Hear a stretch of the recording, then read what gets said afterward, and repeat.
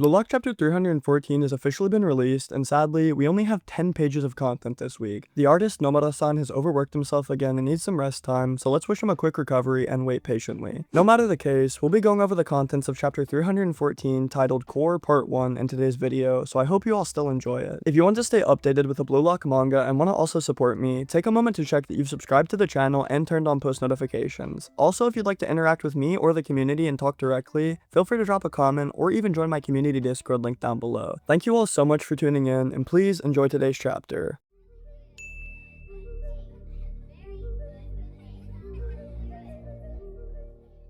Blue Lock Chapter 314 opens with the entire first page focused on none other than Oliver Aiku, who's deep in thought analyzing the Nigerian team. His metavision is activated and glowing, and honestly, I still can't get over how raw his heterochroma looks. With metavision enhancing the look, it's just straight up unfair how clean his eyes are, and it's no wonder he's pulling all the baddies. While observing, Aiku processes the game unfolding in front of him. Just like in the simulations, Nigeria is sticking to a system that plays into their overwhelming physical abilities while also making outrageous passes. With Aiku's attention sharpening, we see him watching Onazi, who's sprinting out from his goal box after saving a Toshirin shot like he's the goalkeeper and the striker. Wicked work, by the way. Aiku immediately calls out for the second ball as he continues on to say that in the end, all of Nigeria's efforts are funneled towards one single ace striker, Onazi. Japan, meanwhile, is cooking with a more chaotic, egotistical system that can shoot from literally anywhere on the field with versatility. They're different beasts, but they both believe in hyper-offensive football. I'm wondering if Nigeria is going for a fast, early goal with Onazi just so they can then shift to defense and hold Blue Lock down as long as possible. No matter the case, Aiku grins wide while realizing that this match will surely be a clash of offensive capability. For a defender though, that's just more motivation knowing that the entire game, you're gonna have an all-you-can-eat buffet of potential plays. With the second ball away, the closest Japanese player we see is Toshirin. Unfortunately for him, he gets big brothered by Nigeria's literal giant Oboa, who calls it and jumps in for a clean header.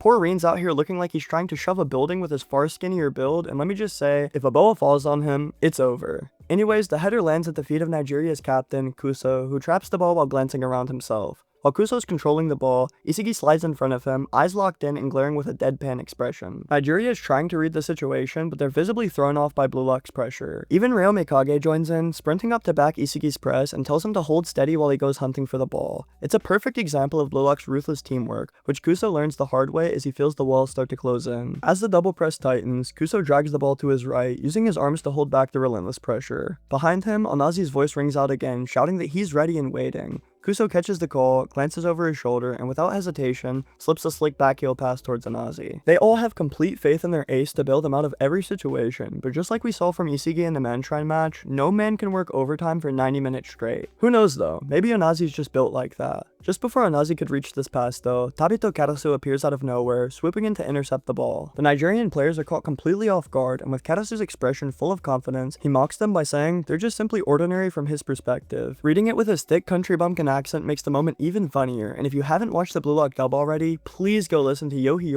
or Karasu's voice acting. Anyways, Kuso realizes in shock that Blue Lock has already adapted to Nigeria's tactics in 2 minutes flat. Their coordination is unraveling, and the Nigerian players don't know how to respond. Onazi just shrugs it off like it's no big deal, but Kuso can see the cracks forming as captain. Blue Lock isn't just reacting, they've studied their playstyle and are breaking them apart piece by piece. Karasu wastes no time sprinting forward just outside of the box, and in response, 3 Nigerian defenders form a triangle. Yoichi, mikage, and Isagi all make powerful runs into the box as well, pushing the attack forward by providing options to Karasu. Hiyori sneaks a glance to his right, and the defender shouts to mark him closely and watch for a cross. This random NPC really thinks he has metavision. Oh no. Karasu apologizes to his opponent as he pushes off a defender and leaps to deliver a pass, joking that he's got a bad habit of being a bully on the field. I'm at least happy that Karasu doesn't strictly try to pick on weaker individuals now, because all we've seen from this man recently is straight class. Instead of passing to Yoichi though, the ball actually goes to CHIGIRI Hyoma, who's running up the opposite wing. CHIGIRI traps it with a huge smile, already dreaming about the pace abuse he's about to commit like it's FC24. He blows past one defender, quickly closing in on another with lightning fast speed.